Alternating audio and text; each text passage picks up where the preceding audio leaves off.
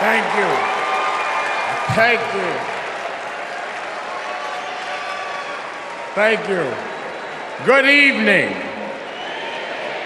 I stand before you as the president of National Action Network. We do not endorse candidates, but we report where candidates stand on criminal justice, economic empowerment, health equity, and other issues. On one side of this race is Donald Trump, a fellow New Yorker I've known for 40 years. Only once in that time did he take a position on racial issues. He spent a small fortune on full-page ads calling for the execution of 5 innocent young teenagers. Well, I'm gonna bring them out in a minute, and you'll hear from them tonight. Because they were not executed, they're here to continue to fight.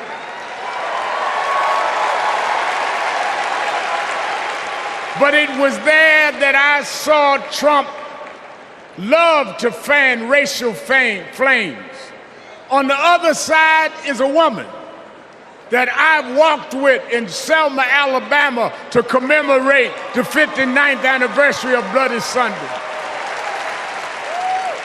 Kamala Harris spoke to me that day about unity and passing bills. All I ever heard from Donald Trump was how he could get an advantage. I see one candidate who wants to protect the right to vote, while the other has tried to cook up 11,000 votes in Georgia.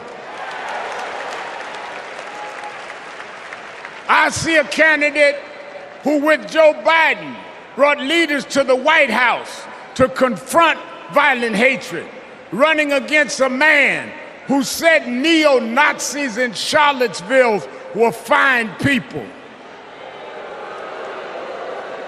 I see a candidate who has sought to reform and uphold the law, and a man who wrongly assumes his mugshot appeals to black Americans.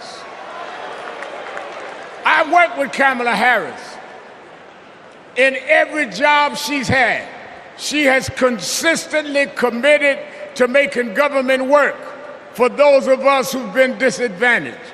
All Donald Trump has been consistent about is making himself richer and sowing division to get that done. This man sat right here in Chicago a few weeks ago, refusing to apologize for claims that migrants were taking black jobs. Well, in November, we're gonna show him when blacks do their job.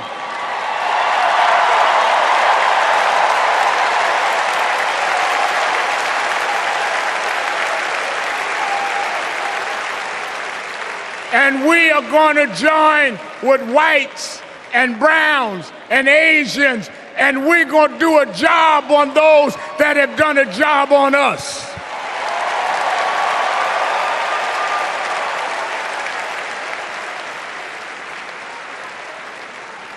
Tonight we are going to realize Shirley Chisholm's dream.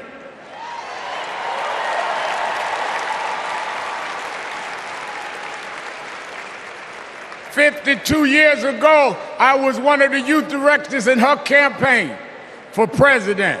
And 52 years after she was told to sit down, I know she's watching us tonight as a black woman stands up to accept the nomination for President of the United States.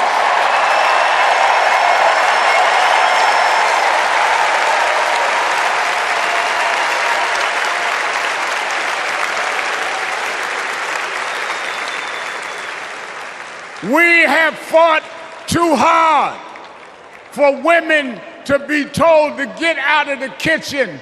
We are now on our way to the Oval Office. We won't go back.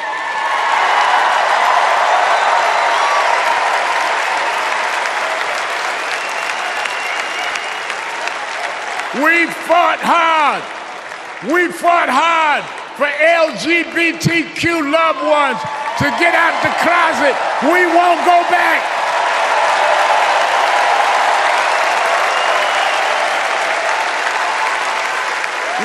fought hard for the right to choose, the right to education.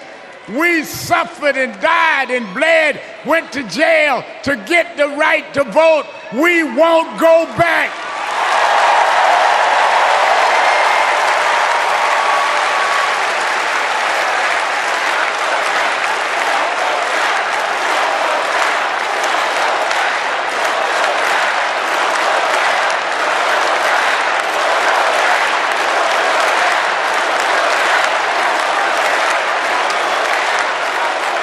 So we must be committed, no matter how the Supreme Court tries to roll back on civil rights, no matter what the amount of money they have. We are here because others fought and suffered for us, and we vowed tonight we won't go back.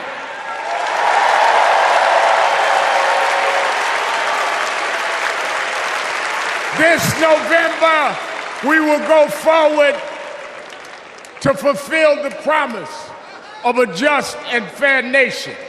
And let me say, as we transition, I'm a preacher.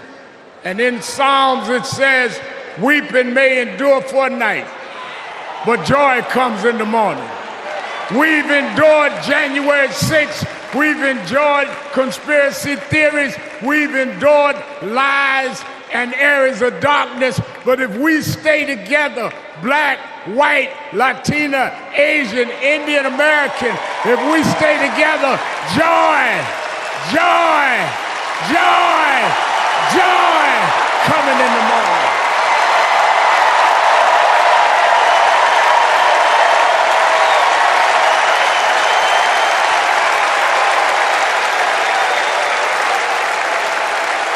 I want to now, since I was a teenager, I was mentored by Reverend Jesse Jackson. And Reverend Jackson taught us to fight for what's right. And now I want to bring out some young men that I fought for. I referred to them then. They were known as the Central Park Five. Now they are the Exonerated Five. Raymond Santana, Kevin Richardson, Yusef Salaam, Corey Weiss, the Exonerated Five.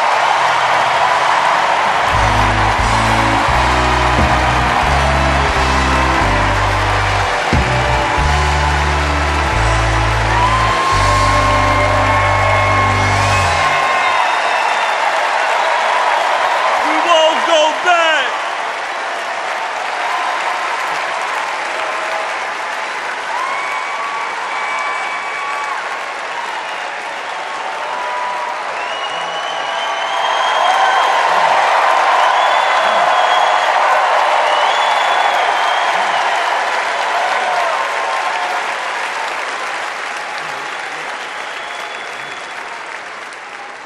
Good evening, people.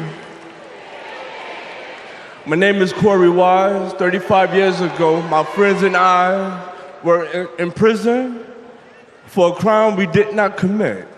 Our youth was stolen from us. Every day as we walked into courtroom, people screamed at us, threatened us because of Donald Trump.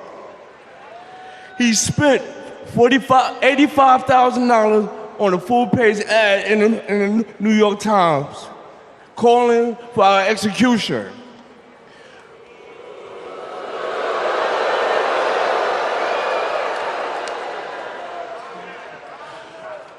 We were innocent kids, but we served a total of 41 years in prison. Reverend Al Sharpton stood with us. Now, I'm proud to stand with him today.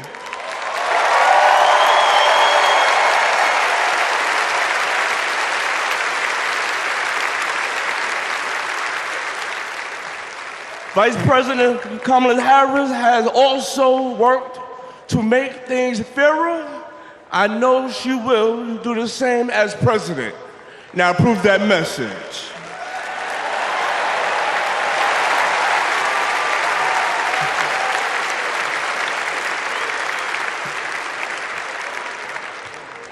I love these guys. These are my brothers. These are my brothers. Yes, indeed. America. I am Yusuf Salaam.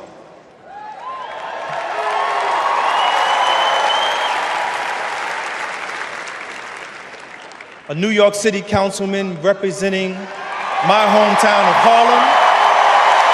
That's right.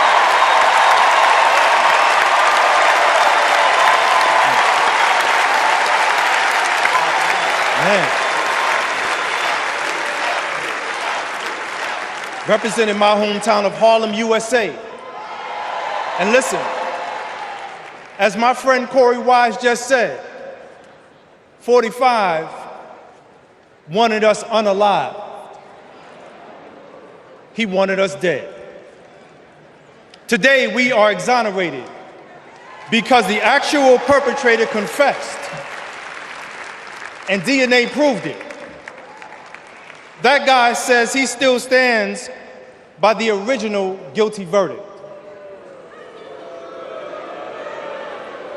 He dismisses the scientific evidence rather than admit he was wrong.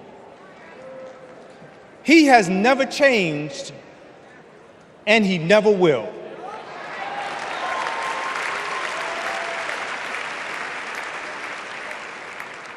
That man thinks that hate is the animating force in America. It is not. We have the constitutional right to vote. In fact, it is a human right. So let us use it. I want you to walk with us. I want you to march with us. I want you to vote with us.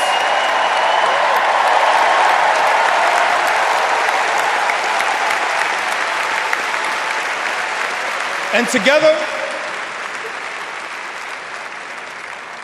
and let me tell you, this is going to be so beautiful.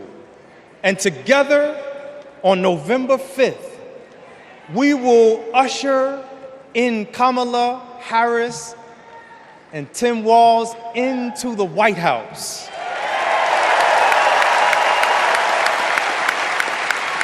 So I want to do this. When I say one day, I want you to say, see us. One day, see us. One day, see us. When they see us, America will finally say goodbye to that hateful man.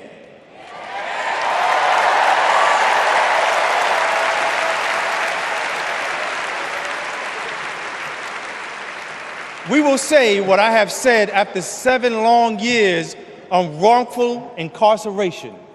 Free at last. Free at last. Free at last. Thank God Almighty, we are free at last. God bless you, and God bless the United States of America.